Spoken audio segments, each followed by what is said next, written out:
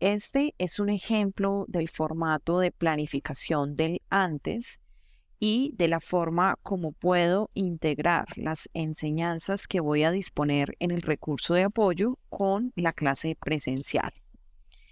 Lo primero es entender que todo proceso de planificación tiene un contexto. El contexto obedece a el nombre del espacio académico, el nombre de la unidad y el propósito de aprendizaje.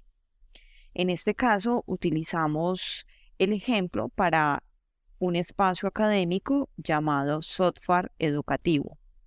El nombre de la unidad para el que voy a hacer la planificación se denomina uso de las TIC para el aprendizaje y tiene como propósito reconocer herramientas educativas digitales para mejorar los procesos de aprendizaje en el estudiante. Lo primero que voy a pensar es cuáles son los posibles recursos que voy a utilizar en mi recurso de apoyo.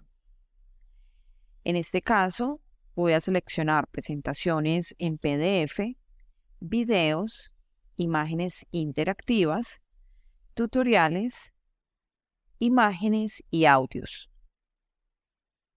Luego de pensar en esos posibles recursos, voy a especificarlos y voy a responder qué recursos voy a diseñar y cuáles voy a reutilizar. Los recursos son todos los materiales de clase que como profesor voy a utilizar para que mis estudiantes puedan lograr ese propósito de aprendizaje previo. Algunos de esos materiales voy a diseñarlos porque no existen materiales disponibles en la web o porque las especificidades de mi espacio requieren el diseño de esos nuevos recursos. Con seguridad, en la web voy a encontrar recursos que puedo reutilizar e inclusive adaptar.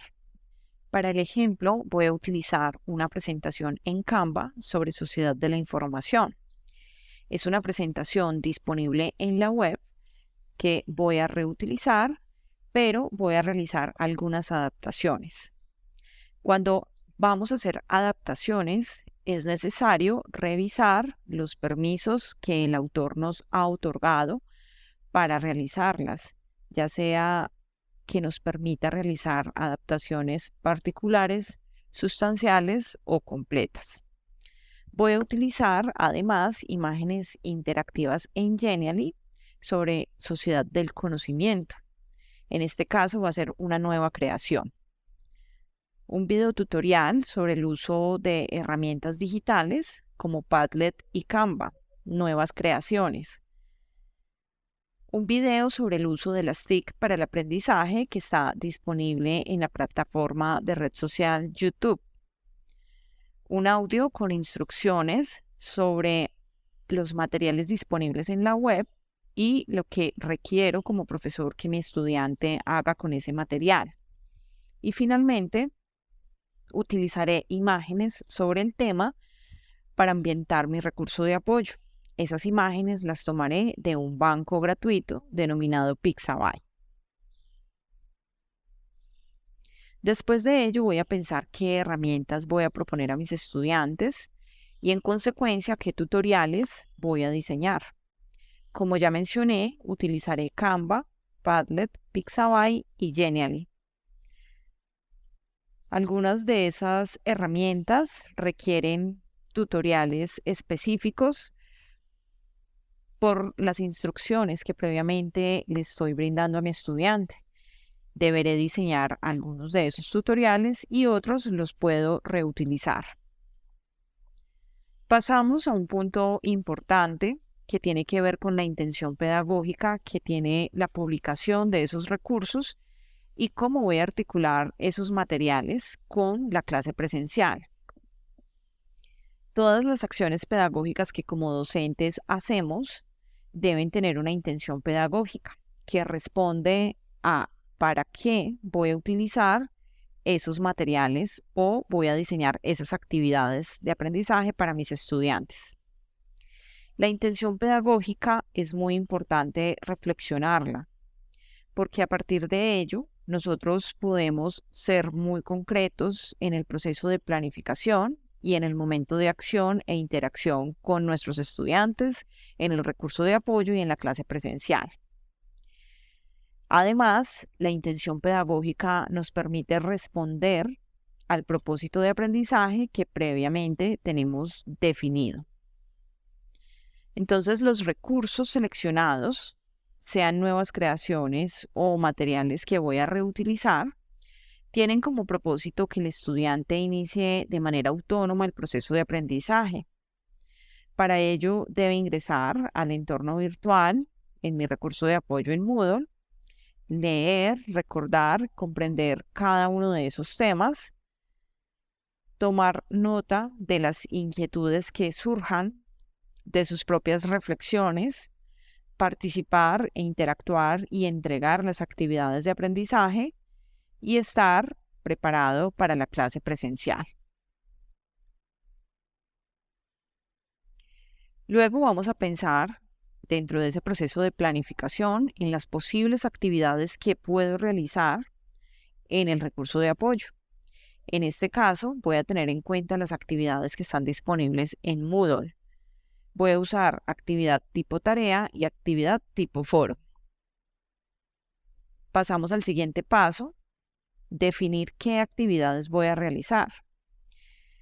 Voy a realizar 3 actividades con estos 2 tipos de actividad. La primera es una actividad tipo tarea para que los estudiantes diseñen una infografía en la que expongan las ventajas y las desventajas de las TIC en la educación, específicamente para su proceso de aprendizaje. La otra actividad tipo tarea va a ser para que los estudiantes elijan 2 herramientas educativas digitales y posteriormente en Padlet publiquen sus características, el uso que le pueden dar y las formas de generar técnicas de estudio acordes con su estilo de aprendizaje. La actividad tipo foro la voy a utilizar para que los estudiantes debatan con sus compañeros y profesor sobre las ventajas y las desventajas del uso de las TIC para aprender.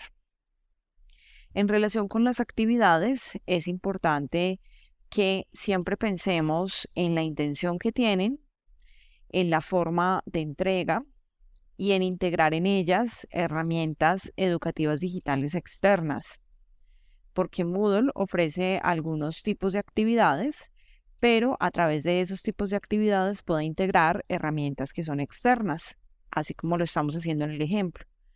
En este caso utilizamos Padlet, utilizamos Canva y utilizamos Genially. Ahora vamos a pensar cómo incentivar el trabajo colaborativo mediante las herramientas propuestas y las actividades previamente diseñadas para nuestros estudiantes.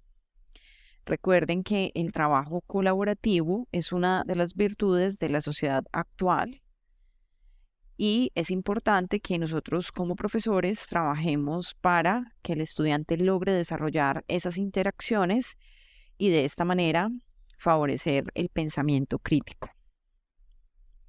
En la actividad tipo tarea voy a utilizar la herramienta digital Canva para que los estudiantes realicen el trabajo colaborativo sobre los temas e instrucciones que estamos brindando allí.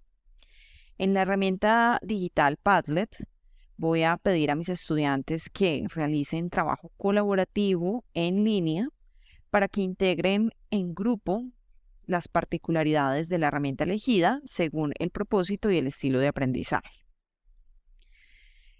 Esta colaboración que ellos realizan debe ser socializada posteriormente en la clase presencial, es decir, que comenten las experiencias de aprendizaje que tuvieron a partir del trabajo colaborativo y las dificultades que manifiesten pueden ser resueltas por el profesor en el aula de clase. Por último, vamos a pensar cómo articular las actividades en plataforma con las actividades presenciales. Este es uno de los momentos más importantes de la planificación, porque nos va a permitir saber cómo vamos a integrar las actividades y los materiales previamente dispuestos en el recurso de apoyo con la clase presencial. si tenemos en cuenta que previamente el estudiante tuvo un acercamiento a esos materiales de clase y que el acercamiento tuvo una intención de aprendizaje, podemos tener la plena seguridad de que al llegar al aula de clase el estudiante cuenta con unos conocimientos a partir de los cuales nosotros vamos a iniciar esa reflexión sobre lo que allí aprendieron y vamos a lograr que el estudiante pueda desarrollar habilidades cognitivas que son mucho más complejas y que requieren el apoyo del profesor en el aula, como evaluar esos aprendizajes, comparar, realizar reflexiones profundas y tener puntos de vista con argumentos de validez que puedan ser apoyados por el profesor. La clase iniciará con reflexiones individuales motivadas por el profesor, mediante las cuales el estudiante va a argumentar sobre las actividades que realizó previamente. Cada uno puede socializar su experiencia y compartir con los demás todo lo que aprendió, no solamente frente al tema, sino también incluyendo el uso de estas herramientas para su aprendizaje. Todo ello va en virtud del propósito de aprendizaje, que en este caso era reconocer esas herramientas digitales para ellos mejorar su propio aprendizaje. Este es el formato de planificación del momento antes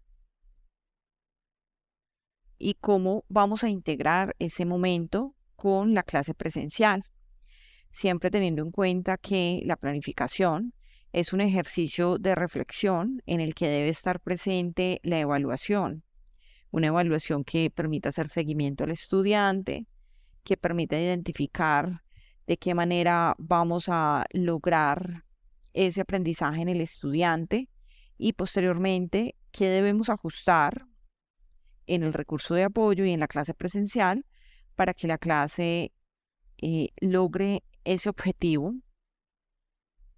que teníamos propuesto inicialmente.